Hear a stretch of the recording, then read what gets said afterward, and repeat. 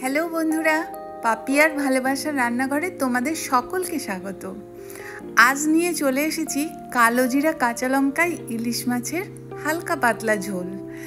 এই রেসিপিটা গরম ভাতে ভীষণই কিন্তু ভালো লাগে খেতে। এর জন্য আমি 3 পিস ইলিশ মাছের টুকরো নিয়ে নিয়েছি। মাছগুলো ধুয়ে পরিষ্কার করে নিয়েছি। এবারে আমি মাছগুলোতে একটু লবণ আর হলুদ মাখিয়ে নেব। দিয়ে দিচ্ছি লবণ হাফ চামচের মতন, হলুদ দিয়ে দিচ্ছি হাফ চামচের কম।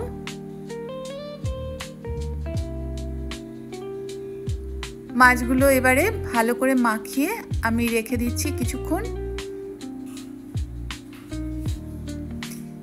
ইলিশ মাছ আমরা প্রত্যেকেই খেতে ভীষণ ভালোবাসি, আর তেল ঝাল অনেক রকমই তো হয়, কিন্তু গরম ভাতে এরকম হালকা পাতলা ঝোল খেতে মাঝে মাঝে ভীষণই ভালো লাগে।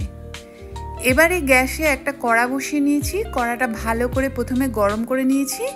এবারে এর মধ্যে 3 টেবিল চামচের মতন সরষের তেল দিয়ে দিলাম। তেলটা ভালো করে গরম হয়ে যাওয়ার পর তারপরে মাছের টুকরোগুলো দিয়ে দিচ্ছি। মাছগুলো একটু উল্টে পাল্টে হালকা করে ভেজে নেব, খুব কড়া করে ভাজবো না।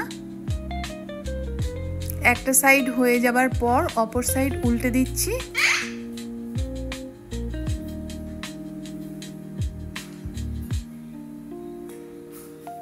ভাজা হয়ে গেছে, এবারে আমি তুলে নিচ্ছি।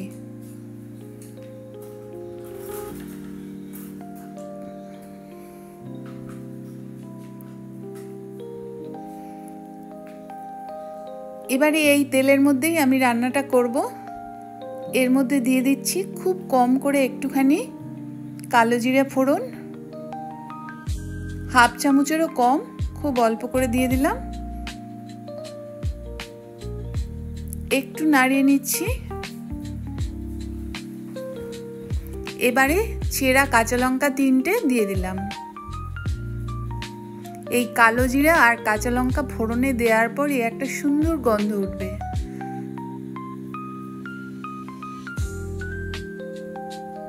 এবারে দিয়ে দিচ্ছি আমি জল। খুব যে বেশি জল দেব তা নয়, হালকা পাতলা একটু ঝোল হবে, পরিমাণ বুঝে আমি জলটা দিলাম। এবারে এর মধ্যে দিয়ে দিচ্ছি স্বাদ মতন লবণ, হলুদ খুব সামান্য দিয়ে দিলাম। এতে বিশেষ কোনো মশলার কোনোই দরকার নেই। এইরকম হালকা পাতলা ঝোলই কিন্তু ভীষণই টেস্টি লাগে গরম ভাতে। এবার ঝোলটা ভালো করে ফুটে যাবার পর ভেজে রাখা মাছের পিসগুলো এর মধ্যে দিয়ে দিলাম।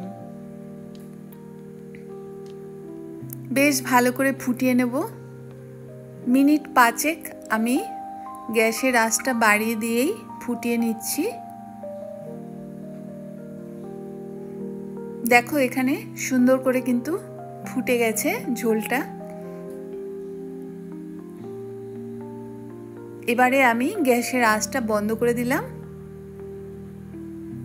আমি একটা প্লেটে তুলে তোমাদেরকে দেখিয়ে দিচ্ছি। এটায় কোনোই মশলা নেই, একেবারেই হালকা। আর গরমকালে এরকম হালকা ঝোল খেতে ইলিশ মাছের ভীষণই ভালো লাগে। আর এই হালকা মশলা নেই বলে এই ঝোলের মধ্যে ইলিশের স্বাদটা যেন আরও বেশি বোঝা যায়।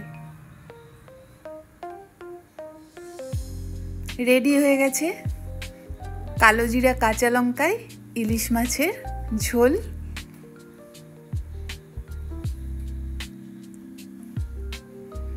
এভাবে কিন্তু তোমরাও ট্রাই করে দেখতে পারো।